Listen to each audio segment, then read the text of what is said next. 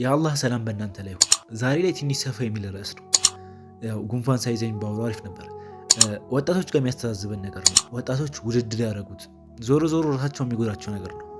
ሐራም ሪሌሽንሺፕ እንድንግባባ ሲተረጎም አላህን የሚያስቆጣ ሐራም የሆነ የፍቅር ግንኙነት። እሺ ወጣት ለወጣት እንደውም እዚህ ከ90% በላይ የሚሆነው ወጣቱ ነው። 45 ሃይ ስኩል 45% ደግሞ ከ20 እስከ 30 እና አሪፍ ርዕስ ይመስለኛል። እኩል እድሜ ላይ ነን። የምንደብቀው የምንሰካከሰው ነገር የለም። መጀመሪያ ግን ግልጽ ላድርገው፣ ሐራም ሪሌሽንሺፕ ለመባል የግድ ሁለታችሁም ፍቅረኛሞች ነን ማለት የለባችሁ።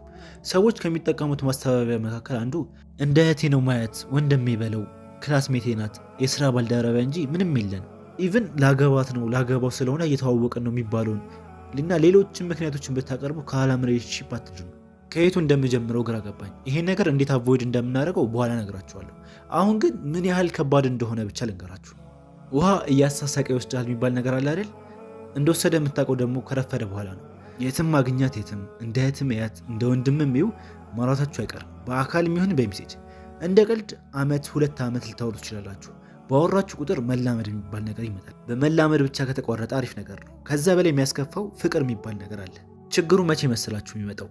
ጥሏችሁ ማሄድ ትቷችሁ ማሄድ የለም። አንዳችሁ ትቀነጠሳላችሁ ወይም ትጣላላችሁ። የዛኔ ነው እንግዲህ ሁሉም ነገር ሀ ብሎ የሚጀምረው። የልብ ስብራት የሚባል ነገር አለ። አሁን ላይ ካላጋጠመ ልትስቂ ትችያለሽ። እኔ ወንድ ነኝ ሴት ልጅ ስለሄደች ላዝን እያልክ እየጎረድክ ይሆናል። እመነኝ ታለቅሳለህ። ለሴት ብሎ ህይወቱን አጠፋ ሲባል ስቀህ አልፈሃል። አንቺም እንደዛው። ነገሩ ቀልድ አይደለም፣ የምር ነው። እዛ ደረጃ ላይ ያደርሳል። ከዛም የባስ። እኔ በሰዎች ህይወት ላይ ካየሁትም ጭምር ነው የምነግራችሁ። ማለት ያን የለመድሽውን ቀን በቀን የምታናግሪውን ያቺ ሁሌ እንደ እህትም እያየሃት እንደ ፍቅረኛ ሁሌ ሚስጥርህ የምትነግራት ስትጠፋ ህይወት ያስጠላሃል። ሳትወድ ልብህ ይሰበራል።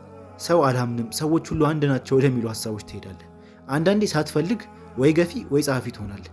ብቻ ሁለታችሁም ውቴ ማለታችሁ አይቀርም። ትዝታ የሚባል የተመታ ነገር አለ። ሲያቆላምጥሽ የነበረው መቼም አልተውሽም ያለሽ፣ ስትጃጃሉ የመጀመሪያ ልጃችንን ስም ማን ነው የምንለው ያላችሁት በየቀኑ ፊታችሁ ላይ ድቅን ይላል። አሁንም ሳትወዱ ኢማናችሁ ይቀንሳል። ሳትፈልጉ በብዙ መንገድ ከአላህ ተርቃላችሁ። ስሜታችሁን የሚገልጽላችሁ ዘፈን ስታገኙ አታችሁ። ዘፈን ማዳመጥ ልማዳችሁ ይሆናል። ራሳችሁን ማጠብቁበት ቦታ ታገኛላችሁ። ሁሌ ስለነሱ እያሰቡ እንቅልፍ ማጣት፣ ከጥቅሶች ጋር ሪሌት ማድረግ። በቃ እነዚህ ጥቂቶቹ ናቸው። ብዙ መዘዝ አለሁ።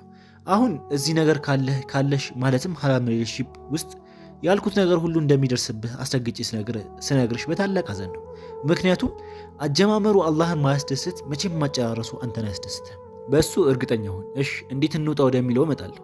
እንዴት አቮይድ እናድርገው ወደሚለው ስናወራ ስራ ዓለም ላይ ይሄ ነገር የመፈጠር እድሉ አናሳ ይመስለኛል። አብዛኛው በትምህርት ዓለም ላይ ነው። ተማሪዎች በደንብ ስሙ።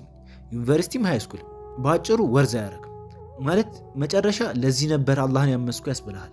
ስትጀምረው በትንሽ ኃይል ብለህ የምትጀምረው ወይ አይታሃት ስለወደድካት ምናልባት ሲንግል የሚባለው ላይፍ መሮህ እያፈላለክም ሊሆን ይችላል።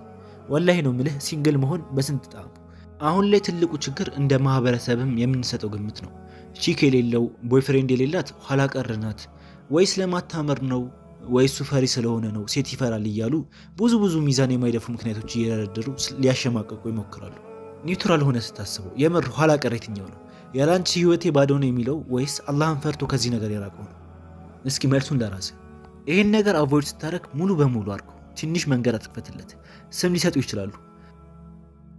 አስታውሳለሁ ትምህርት ቤት ራሱ ሴት አናናግርም አልጨብጥም ካልክ ኡስታዝ እያሉ ያፈዙብሃል።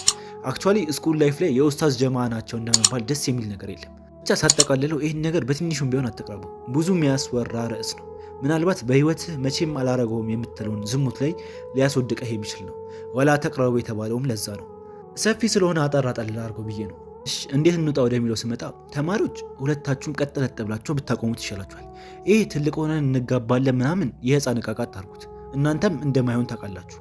የመጋባት አቅም እያላችሁ ዛሬ ነገ የምትሉ ምክሩ ለሴቷ ነው። የምር ይወደኛል ምትይ ከሆነ ኒካህ እሰሩ። ትንሽ ሀብታም ልሁን ሌላም የሚያቀርብልሽ ምክንያቶች ቆሎም አይደፉ ነው። በቃ ወደ ሐላል ቀይሩት። የእሷ አባት ይወቀህ። የምር አገባታለሁ ምትል ከሆነ ይሄ ቀላል ነገር ነው። በደንብ እንተዋወቅ ብላችሁ ራሳችሁን አትሸውዱ። እዚህ ነገር ላይ ያልገባችሁ አደራ ምላችሁ አታስቡት። ከላይ እንደምታዩት ወርዝ የሚያደርግ ነገር አይደለም። ልድገምላችሁ፣ አጀማመሩ አላህን ማያስደስት አጨራረሱ አንተን አያስደስትህም። ስለዚህ መሞከር ማሰብ ራሱ አይሆንም። እንግዲህ ይህን ነው ምለው። ኢን አሕሰንቱ ፈሚነላህ ወኢን አኽጠዕቱ ፈሚኒ ወሸይጣን። ወሰላሙ አለይኩም ወራህመቱላሂ ወበረካቱሁ።